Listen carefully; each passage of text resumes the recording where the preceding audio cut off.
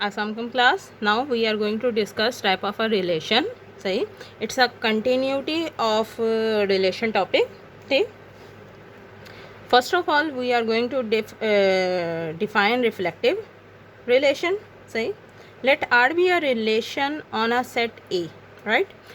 Relation on a set A mean we have a Cartesian product of A cross A, which is again denoted as A cross A is basically equal to A square. So here R is a subset of A square, or we can say that R is a subset of A cross A. Right? Then R is reflective if and only if for all x belongs to A, mean for all values of x, for all values of A, there exists a relation x r A, which mean x is r related to x. That is, for every element of A, the ordered pair x x belongs to R. That is, each element of A is r related to itself. ठीक, अगर A में 5 और 6 different values हैं तो हर value के लिए symmetric, हर value के लिए एक्स एक्स ऑर्डर्ड पेयर जो है वो बिलोंग करना चाहिए आर से, राइट? ये हमारे पास है पहली टाइप रिफ्लेक्टिव. ओके जी, सेकंड टाइप है हमारे पास सिमेट्री. ठीक, again R is a relation on A, which mean R is a subset of A cross ए.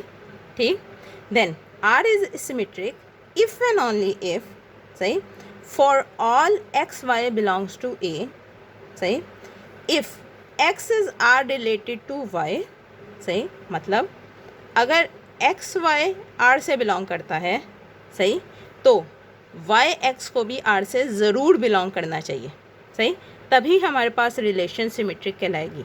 अगर एक्स वाई आर से बिलोंग कर रहा है और वाई एक्स बिलोंग नहीं कर रहा, इसका मतलब कि वो सिमेट्रिक रिलेशन नहीं है. सही, अगर जी, that is if x Y belongs to R then Y X definitely belongs to R for all X and Y. ठीक, विच मीन अगर वर्डिंग पॉइंट ऑफ व्यू से देखें तो हम लोग इस तरह से कह सकते हैं, if any one element is related to any other element then the second element must related to the first element. See, so दो अभी तक हम लोगों ने प्रॉपर्टी पढ़ी, दो टाइप्स पढ़ी हैं, एक रिफ्लेक्टिव और दूसरा सिमेट्रिक. रिफ्लेक्टिव में हम लोगों ने कहा था कि सेम एलिमेंट का ऑर्डर्ड पेयर एग्जिस्ट करना चाहिए, और सिमेट्री में हम कह रहे हैं कि अगर कोई ऑर्डर्ड पेयर एग्जिस्ट करता है तो उसका इन्वर्स ऑर्डर्ड पेयर भी जो है वो डेफिनेटली रिलेशन में मौजूद होना चाहिए. सही, ओके. ट्रांजिटिव हमारे पास let R be a relation on a set A. ठीक, अगेन ए पे रिलेशन मतलब ए क्रॉस ए का सबसेट है. Then R is transitive if and only if for all x y z, मतलब अब 3 एलिमेंट्स हैं, for all x y z belongs to A.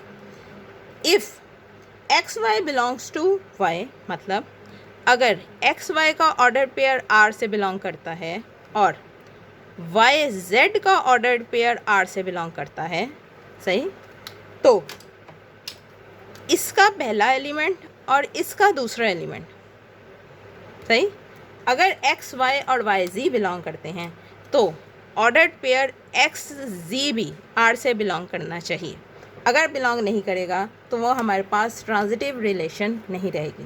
That is, if any one element is related to the second element, one element related to the second element, and that second element is related to the third element, that is that second element is related to the third element, then first element must related to third,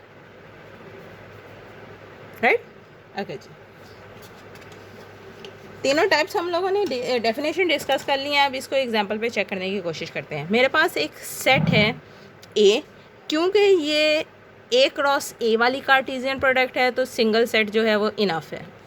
ठीक, ये याद रखो कि ये types of relation जो हैं वो तभी अवेल की जा सकती हैं जब हमारे पास कार्टेशियन प्रोडक्ट जो है वो इटसेल्फ हो. मतलब A cross A B cross B का कार्टेशियन प्रोडक्ट हो। अगर दो डिफरेंट सेट्स का कार्टेशियन प्रोडक्ट होगा तो उन पे रिफ्लेक्टेड, सिमेट्रिक और ट्रांजिटिव वाली डेफिनेशन अप्लाई नहीं की जा सकती, राइट। ओके जी, मेरे पास A जो है वो सेट है जिसमें 4 डिफरेंट एलिमेंट है, 0 1 2 3, सही। और उस पर 3 मुख्तलिफ रिलेशंस जो हैं हम लोगों ने यहाँ पे डिफाइन किए हैं, क्वेश्चन में गिवन है, सही। एक हमारे पास है R रिलेशन, सही। उसके तुम लोग एलिमेंट्स इजीली चेक कर सकते हो। उसमें तकरीबन हमारे पास जो हैं 8 एलिमेंट हैं, सही, ऑर्डर्ड पेयर की शक्ल में है सारे। एक हमारे पास रिलेशन है S जिसमें 4 एलिमेंट्स हैं, और एक रिलेशन है हमारे पास T जिसमें हमारे पास जस्ट 2 एलिमेंट्स हैं। ये सारी की सारी जो हैं वो A पे रिलेशन है, मतलब ये सारे के सारे जो हैं वो A का सबसेट हैं। इसे चेक करने की ज़रूरत नहीं है। इस वक्त जो चीज़ हम लोगों ने चेक करनी है वो ये है कि क्या R जो है वो रिफ्लेक्टिव, सिमेट्रिक और ट्रांजिटिव है। इस एग्जाम्पल का एक पोर्शन जो है मैं तुम लोगों को करके दे रही हूँ, बाकी 2 पार्ट्स जो हैं वो तुम लोग एज आ होमवर्क डील करोगे और इसको सॉल्व करके अपलोड कर दोगे या मुझे मेल कर दोगे। मैं तुम लोगों को टाइम बताऊँगी उसके लिए।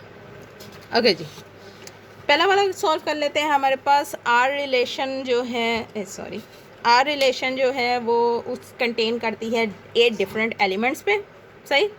ओके जी, पहली बात, मैंने अगर इसको रिफ्लेक्टिव शो करना है तो हम लोगों ने कहा था कि A के जितने भी एलिमेंट्स हैं यहाँ पे 0 1 2 3, इन सारों के लिए जो है आइडेंटिटी ऑर्डर्ड पेयर, मतलब 0 0 1 1 2 2 3 3, सही। ये सारे के सारे इस रिलेशन में मौजूद होने चाहिए, सही। Okay, you can easily check that 0 0 1 1 2 2 3 3, सही। 4 एलिमेंट्स थे A के, चारों एलिमेंट्स के लिए जो ऑर्डर्ड पेयर हैं वो एग्जिस्ट करते हैं। इसका मतलब कि ये जो रिलेशन है R, ये रिफ्लेक्टिव रिलेशन है, सही। दूसरी बात, सिमेट्रिक के लिए हम लोगों ने कहा था कि फॉर एग्ज़ाम्पल अगर 0 1 एग्जिस्ट कर रहा है, सही, तो उसका जो इन्वर्स ऑर्डर्ड पेयर है मतलब 1 0 वो भी एग्जिस्ट करना चाहिए, ठीक। चलो जी, पहली बात तो ये इसको डिस्कस कर लेते हैं कि ये जो हमारे पास रिफ्लेक्टिव में ऑर्डर्स आए थे, अगर इसका सिमेट्रिक ऑर्डर्ड पेयर चेक करूँ तो वो इटसेल्फ ही होते हैं, मतलब 0 0 का जो सिमेट्री होगा वो अगेन 0 0 होगा, तो इनके लिए चेक करने की ज़रूरत नहीं है। इसके अलावा जो हमारे पास एलिमेंट्स बच जाते हैं लाइक 0 1 0 3 1 0 3 0, इनके लिए चेक करने की ज़रूरत है, सही। सो फॉर एग्ज़ाम्पल मैं 0 1 के लिए चेक करती हूँ, सही। 0 1 बेसिकली ये यहाँ पे इस वक्त मेरे पास है x y, सही, और मुझे चाहिए y x जो कि एग्जिस्ट करे R से सिमेट्रिक बनाने के लिए। सो एक्स वाई क्या है 0 1, y x क्या हो गया y 1 0। क्या ये हमारे पास रिलेशन में एग्जिस्ट करता है? 0 1 तो हम लोग डिस्कस कर रहे हैं, 1 0 यहाँ पे एग्जिस्ट कर रहे हैं, सही। इसका मतलब कि इसकी सिमेट्री हमें मिल गई, सही। दूसरा हमारे पास है 0 3, 0 3 की सिमेट्री हमारे पास होनी चाहिए 3 0 जो कि ऑलरेडी हमारे पास गिवन है। सो हमारे पास इसी तरह से अगर मैं 1 0 के लिए चेक करती हूँ तो अगेन वो 0 1 एग्जिस्ट करते हैं। सो तकरीबन सारे ऐसे हमारे पास ऑर्डर्ड पेयर पाए जाते हैं जिनकी सिमेट्री जो है वो इस रिलेशन में मौजूद है। इस वजह से ये जो रिलेशन है वो सिमेट्रिक है, राइट। ओके जी, थर्ड वाला डिस्कस कर लेते हैं। हमारे पास ट्रांजिटिव रिलेशन, रिलेशन में मेंशन कर दूँ, यहीं पे लिख सकते हैं। रिलेशन हमारे पास ये है, इसको नीचे रख लेते हैं फॉर डाउट यानी, सही। ओके जी, ट्रांजिटिव की डेफिनेशन, ओके जी, ट्रांजिटिव की डेफिनेशन मुझे ये कहती है कि अगर एक्स वाई और वाई जी एग्जिस्ट करते हैं आर में तो एक्स जी भी करना चाहिए, ठीक। ये चीज़ याद रखो, अगर कोई चीज़ प्रूफ करनी हो तो उसके लिए सारे पॉइंट्स जो हैं वो एग्जिस्ट करने चाहिए, लेकिन अगर आपने कोई चीज़ डिसप्रूव करनी हो तो उसके लिए एक सैम्पल भी बहुत होता है, सही। Now here I am going to disprove it, ठीक। ओके जी, पहली चीज़ हम लोगों ने 0 3 को डिस्कस कर लें, सही। मेरे पास x इस वक्त 0 है, यहाँ लिख लेती हूँ। मेरे पास x इक्वल टू 0 और y जो है वो 3 है, लेट्स से, सही। 0 3, दूसरा मैंने लिया है 3 0, मतलब z अगेन 0, 0 3 3 0, सही। एक्स जी क्या बनना चाहिए बेसिकली 0 0। अब 0 3 भी इससे बिलोंग करता है, 3 0 भी बिलोंग करता है, और एक्स जी 0 0 भी बिलोंग करते हैं, सही। तो ट्रांजिटिव की प्रॉपर्टी जो है वो सॉल्व हो रही है, लेकिन हमने डेफिनेशन में कहा था कि ये फॉर ऑल एलिमेंट्स के लिए एग्जिस्ट करनी चाहिए, सही। ये अभी एक सिंगल के लिए सेट के लिए हुई है, सही। फॉर ऑल के लिए अभी चेक करके देखते हैं, सही। अब एक और एग्जांपल चेक करके देखते हैं। हमारे पास है 1 0, मतलब इस वक्त जो x है वो बेसिकली है 1, y जो है वो 0, और अगला सेट है y 0 और z जो है वो 3, सही।